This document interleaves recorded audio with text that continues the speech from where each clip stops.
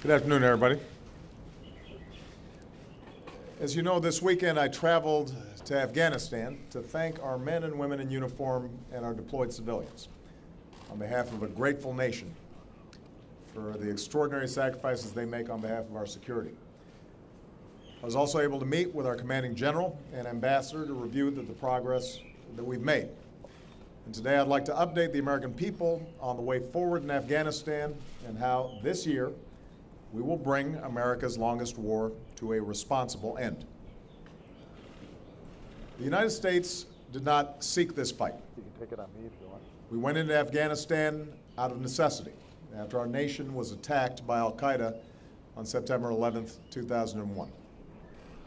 We went to war against Qaeda and its extremist allies with the strong support of the American people and their representatives in Congress, with the international community and our NATO allies, and with the Afghan people who welcomed the opportunity of a life free from the dark tyranny of extremism.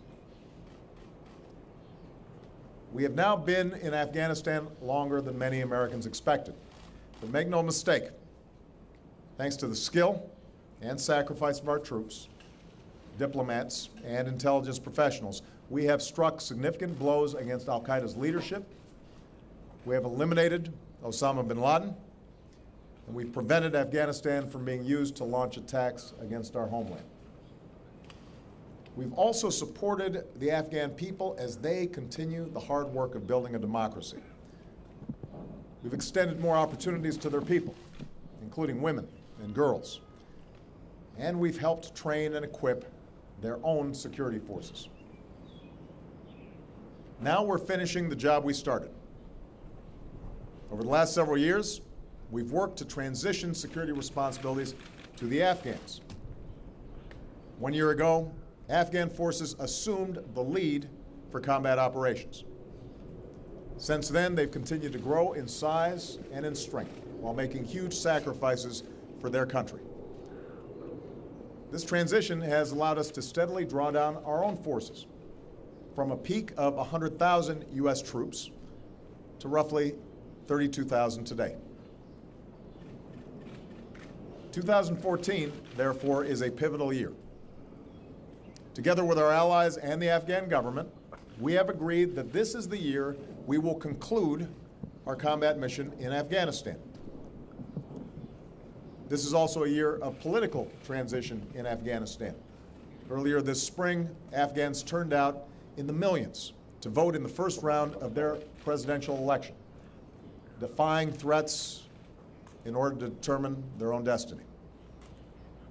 And in just over 2 weeks, they will vote for their next president. Yep. And Afghanistan will see its first democratic transfer of power in history. In the context of this progress, having consulted with Congress and my national security team, I've determined the nature of the commitment that America is prepared to make beyond 2014. Our objectives are clear: disrupting threats posed by Qaeda, supporting Afghan security forces, and giving the Afghan people the opportunity to succeed as they stand on their own. Here's how we'll pursue those objectives. First, America's combat mission will be over by the end of this year. Starting next year, Afghans will be fully responsible for securing their country.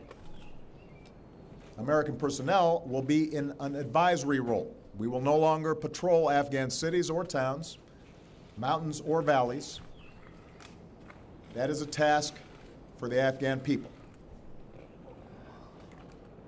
Second, I've made it clear that we're open to cooperating with Afghans on two narrow missions after 2014: training Afghan forces and supporting counterterrorism operations against the remnants of Qaeda. Today, I want to be clear about how the United States is prepared to advance those missions. At the beginning of 2015, we will have approximately 98,000 U.S. Let me start that over, just because I want to make sure we don't get this written wrong. At the beginning of 2015, we will have approximately 9,800 9,800 U.S. service members in different parts of the country, together with our NATO allies and other partners. By the end of 2015, we will have reduced that presence by roughly half, and we'll have consolidated our troops in Kabul and on Bagram Airfield. 1 year later, by the end of 2016, our military will draw down to a normal embassy presence in Kabul with a security assistance component, just as we've done in Iraq. Now, even as our troops come home, the international community will continue to support Afghans as they build their country for years to come. But our relationship will not be defined by war. It will be shaped by our financial and development assistance, as well as our diplomatic support. Our commitment to Afghanistan is rooted in the strategic partnership that we agreed to in 2012, and this plan remains consistent with discussions we've had with our NATO allies. Just as our allies have been with us every step of the way in Afghanistan, we expect that our allies will be with us going forward. Third, we will only sustain this military presence after 2014 if the Afghan government signs the bilateral security agreement that our two governments have already negotiated. This agreement is essential to give our troops the authorities they need to fulfill their mission while respecting Afghan sovereignty. The two final Afghan candidates in the runoff election for president have each indicated that they would sign this agreement promptly after taking office. So I'm hopeful that we can get this done. The bottom line is, it's time to turn the page on more than a decade in which so much of our foreign policy was focused on the wars in Afghanistan and Iraq. When I took office, we had nearly 180,000 troops in harm's way. By the end of this year, we will have less than 10,000. In addition to bringing our troops home, this new chapter in American foreign policy will allow us to redirect some of the resources saved by ending these wars to respond more nimbly to the changing threat of terrorism, while addressing a broader set of priorities around the globe. I think Americans have learned that it's harder to end wars than it is to begin them.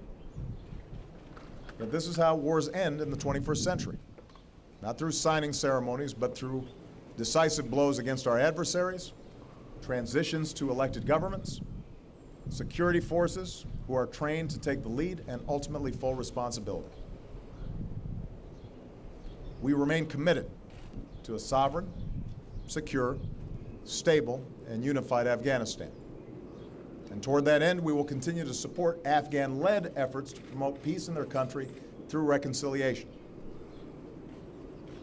We have to recognize Afghanistan will not be a perfect place, and it is not America's responsibility to make it one. The future of Afghanistan must be decided by Afghans.